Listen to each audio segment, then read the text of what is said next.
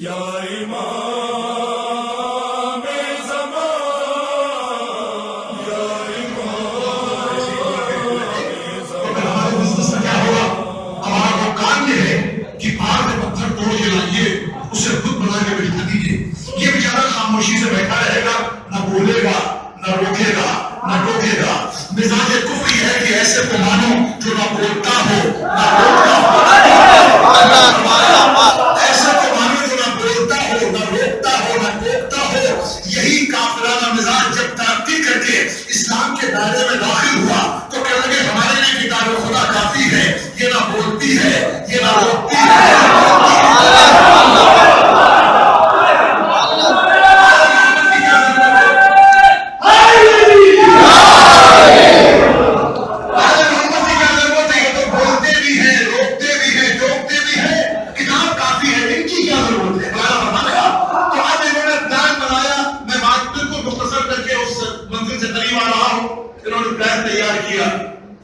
چھوٹے چھوٹے بچوں کو ان کے پیچھے لگاؤ، اس لیے کہ ہم بڑے مل کے ان کا مقابلہ نہیں کر سکتے. بچوں کو پیچھے لگاؤ. جب یہ لا الہ کہے تو بچے بچوں پر جائیں. اگر ان کے جسم سے خون بہے گا تو ان کے ارادوں کی پختگی باقی نہ رہے گی. یہ اس فن سے واقف ہی نہیں تھے کہ جیسے جیسے ان کے جسم سے خون بہتا ہے ارادوں کا اور استقامت پیدا ہوتی ہے. جانتے ہی نہیں تھے، انہیں معلوم ہی نہیں تھا. انہیں بچوں نے پتھر برسائے. نبی کا جسم پتھروں سے زخمی ہوا. نبی زخمی عالم میں خون میں ڈوبے ہوئے گھر میں داخل ہوئے. شفیق چچا نے بھتیجے کو لکھا، بھتیجے کے سر پر ہاتھ رکھا، خبردار کل سے آپ اکیلے نہیں جائیں گے، کل سے آپ اکیلے نہیں جائیں گے. اپنے پہلو میں کھڑے ہوئے علی کو قریب بلایا، علی میرے پاس آؤ. جی بابا. علی میرے پاس آؤ. جی بابا. علی کا ہاتھ محمد کے ہاتھ میں، محمد کا ہاتھ علی کے ہاتھ میں. بات بچوں کی ہے نا، بات بچوں کی ہے، بات بچوں کی. بچوں میں کہے بڑے بھی داخلی نہ ہو. سرکار ابو طالب، جناب ابو طالب نے مولا کو تقیان سے فرمایا علی کل سے ساتھ جانا، اور میں ابو طالب بحیثیت باپ تم کو یہ حکم دیتا ہوں کہ کل سے میں محمد کے جسم پر ایک خراش نہیں دیکھنا چاہتا. ساری صاحب نے سن لیا. کل سے میں محمد کے جسم پر ایک خراش نہیں دیکھنا چاہتا. یہ میرا حکم ہے.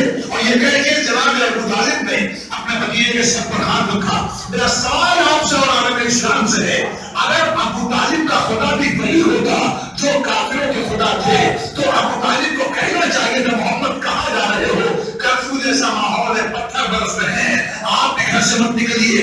علی آپ بھی نہ جائیے گا، سب لوگ گھر میں رہیے. مگر یہاں منظر بدل گیا. سرکار نے کہا کہ آپ کو ساتھ جانا ہوگا اور میں محمد کے جسم پر خراش نہیں دیکھنا چاہتا. اب جب دوسری صبح ہوئی اور جب سرکار گھر سے نکلے، لا الہ کا ترانہ زبان سے ادا ہوا.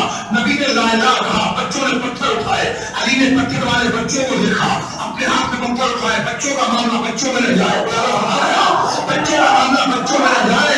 بچوں نے پتھر چلائے، علی نے پتھر اٹھایا، پتھر واپس کیے. قرآن فرمائیے جب پتھر واپس ہوئے، کسی کا پیر ٹوٹا، کسی کی پسلی ٹوٹی، کسی کی آنکھ زخمی ہوئی، کسی کا سر زخمی ہوا. اب جب دوسری شام آئی تو کافروں کے گھر میں ماتم تھا، ابو طالب کے گھر میں جشن تھا.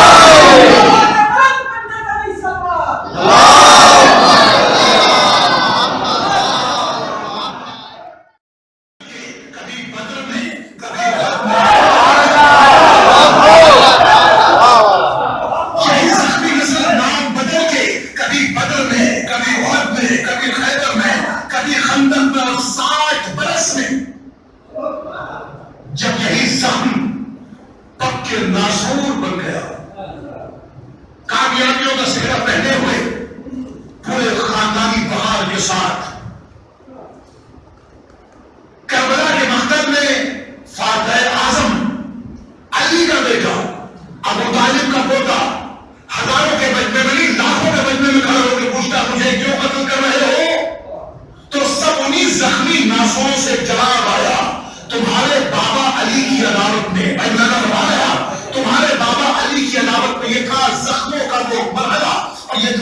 دم یہ تھا وہ ناسور جو 60 برس میں پکے ناسور بن گیا، اور پھر جب اس کا تعفن، اس کی بدبو پوری عرب دنیا پر پھیلی تو ان کا ناکام فقیر زادہ شہزادہ نہیں محسوس کیا، ان کا ناکام فقیر زادہ جو بیت کی بھیک مانگنے آیا تھا، جو بھیک مانگے وہ فقیر ہوتا ہے، جو بھیک مانگے وہ فقیر ہوتا ہے، ان کا ناکام فقیر زادہ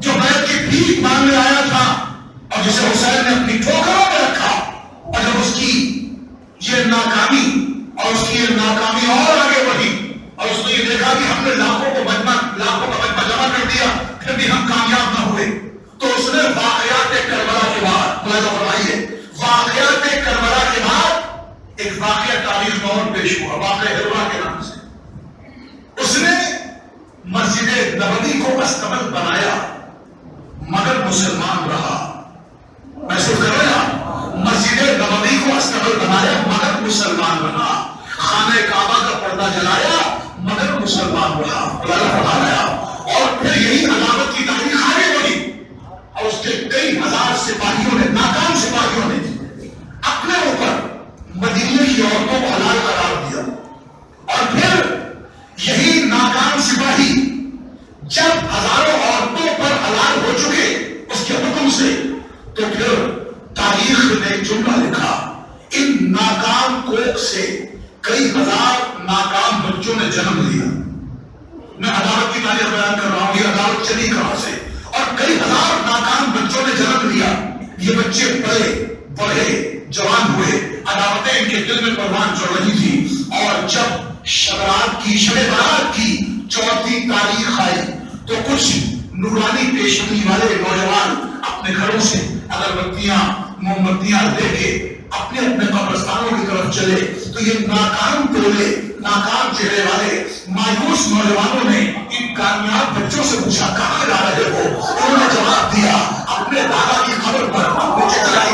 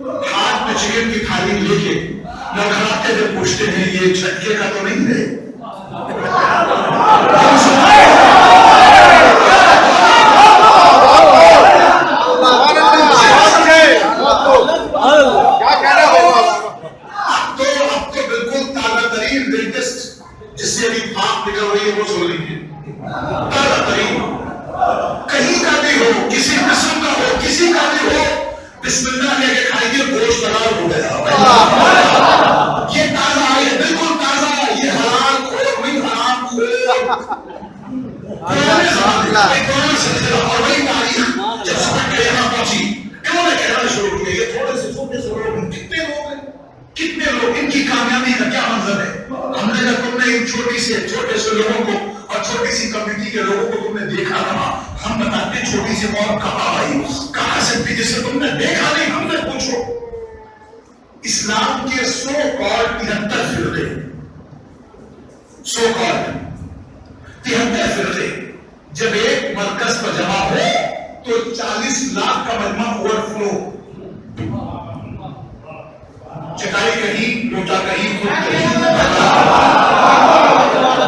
اگر سمجھ نہیں سمجھتا جملہ نظر کرو، اہل ادب موجود ہے، جملے سننے پر آپ سے خیال چاہتا ہوں، 40 لاکھ کا مجمع سنبھالے نہیں سمجھتا، 35 لاکھ کا مجمع سنبھالے نہیں سمجھتا، اور حضور انتظام ایسا کہ بد انتظامی سلام کرے، نہیں محسوس کیا ایسا انتظام کہ بد انتظامی سلام کرے، روتا کہیں، خود کہیں، چٹائی کہیں، پتہ ہی نہیں چلتا۔ ایک بیچارہ مکے کے ایئرپورٹ پہ اترا، جدہ میں اترا، اور چوڑا سا بٹا اس کے ہاتھ پہ باندھ دیا گیا۔ ہم نے کہا یہ کیا ہے؟ کہنے لگے ہمارا ٹیلی فون نمبر، ہمارا نام، ہمارا ایڈریس۔ ہم نے کہا اس کے باندھنے سے تمہارا وضو نہیں ٹوٹا؟ محسوس کر رہا ہوں اس کے باندھنے سے تمہارا سجدہ حرام نہیں ہوا؟ نہیں ہوا۔ میں نے کہا کیوں؟ کہا اس لیے کہ اگر ہم اتنی بڑی بھیڑ میں کہیں گم ہو جائیں تو ہم کو پٹا پکڑ کے وہاں پہنچا دیا جائے، پہنچا دیا جائے۔ اس کے باندھنے سے تمہارا وضو ٹوٹا ہے، تمہاری نماز پڑھتی ہوئی تو تمہارے سجدے گئے۔ اسے باندھا کیوں؟ کہنے لگے ہم نے اس لیے باندھا تاکہ اتنی بڑی بھیڑ میں ہم اگر گم ہو تو ہمیں پٹا پکڑ کے وہاں پہنچایا جائے۔ کہنے لگے تم ہندوستان میں کیوں پہنتے ہو؟ ہم نے کہا ہمیں گم ہونے کا خطرہ نہیں ہے، ہمیں گم ہونے کا خطرہ نہیں ہے۔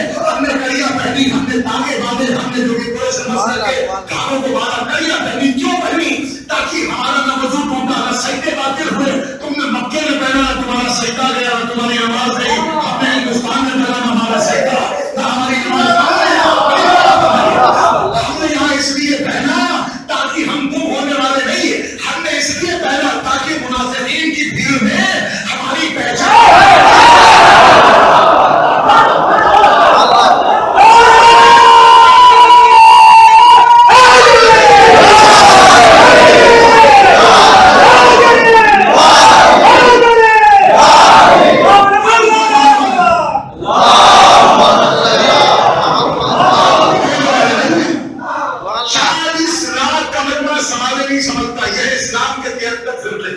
ایک قوم، سب سے چھوٹی قوم جس کی کامیابی کی صنعت نبی نے دی ہے، یا علی انتا وشیتهم الفائزون، تم کامیاب ہو، تمہارے شیعہ کامیاب ہیں۔ تمہیں اس کامیاب قوم کو دیکھنا ہو تو کربلا آ جاؤ۔ کی آنکھیں پھٹی رہ گئی، سیٹلائٹ نے دم توڑ دیا، یہ برداشت نہیں کر سکے اتنا بڑا مجمع۔ اللہ فرمایا 4 کروڑ کا مجمع سر گن کے گیا اور سر گن کے واپس آیا، نہ کوئی زخمی ہوا، نہ کوئی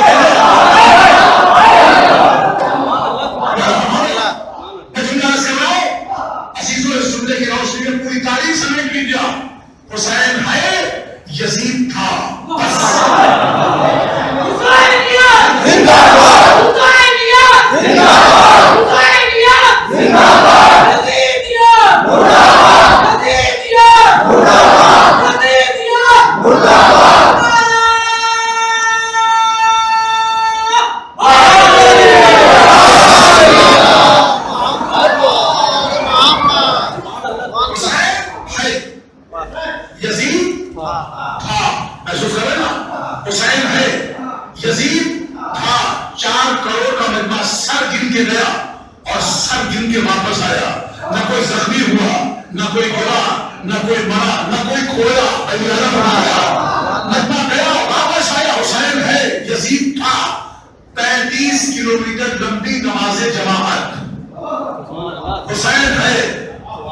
یزید تھا 15 کلومیٹر لمبا دسترخوان، حسین ہے، یزید تھا 10 لاکھ کا مجمع بغیر امیگریشن کے ایک ملک سے دوسرے ملک کی سرحد میں داخل ہو گیا۔ علی کہنے لگے ان کے پاسپورٹ پر مہر نہیں، ہم نے کہا پاسپورٹ کی مہر تم دیکھو، ہم تو سینوں کی مہر دیکھتے ہیں، ان کا سینوں پر حسینی مہر ہے۔ کہنے لگے 4 کروڑ کا مجمع اتنے بڑے شہر میں سمایا کیسے؟ اتنے بڑے شہر